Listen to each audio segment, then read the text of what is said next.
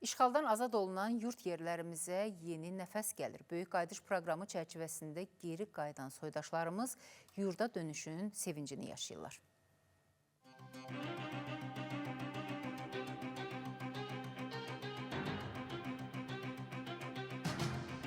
Azərbaycanın zəfər qələbəsi millətin təkcə ruhunu deyil, güzəranını da yenilədi. İllərdir ki, yurt yuvasından didərgin düşən minlərlə soydaşımız sevinç və qürurla yurda dönüşün havasına kökləndilər.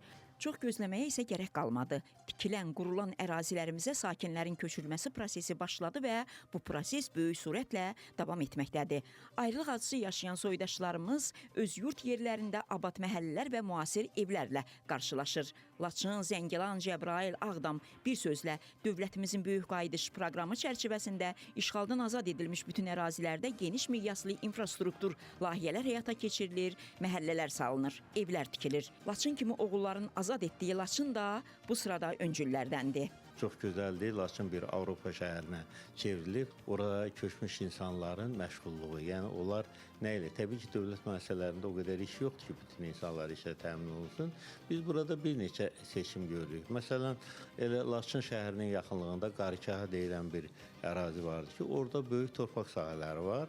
Məsələn, Laçınlar istəyir ki, oradan bunlara torpaq sahələri ayrılsın. Onlar müəyyən bir elə bir deyək ki, gedib orada əkin becər eləsin və həm biraz öz maliyyələrini yaxşılaşdırsınlar, həm də Laçında ərzaq bolluğu yaransın. Əslən Laçın rayonunun Səfiqulu Uşağı kəndindən olan Şahin Məmmədovun deyir ki, öz yurtlarına qayıdan Laçınlıların doğma elə qayıdışı nə qədər sevinclidirsə, öz evlərində yerləşməsi isə 2 qat sevdadır. Bu evlərdə xatirələrini qoyub gələnlər daha böyük ruhla yaşaya və öyrəşə biləcəklər.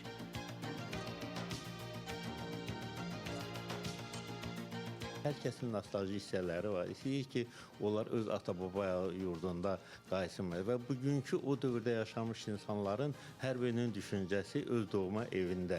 Hətta yəni bir çox sahibkarlar, elə mən özüm də istəyirdim ki, mənə imkan yaradarlar, öz evimi və ya kəndimi bərpa edim və köçüm oraya. Şahin Məmmədovdan iş adamlarına çağırış da var. Onun sözlərinə görə yurt yerlərini abadlaşdırmaq həm də bir vətəndaşlıq borcudur.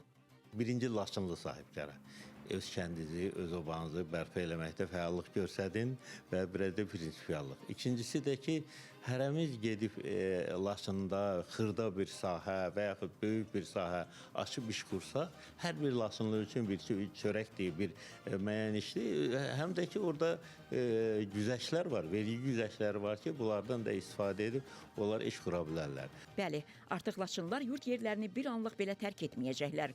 30 illik Niskilin acısını unutduranlara da bir ömür boyu minnətdar olacaqlar. Hazırda Laçına böyük qayıdışa hazırlıq görənləri isə sevindirəcək xəbər uzaqda deyil. Tezliklə yurda dönüşün növbəti mərhələsi başlanacaq. Bəturə Nəbiyeva, Nahidə Məmmədova, Space.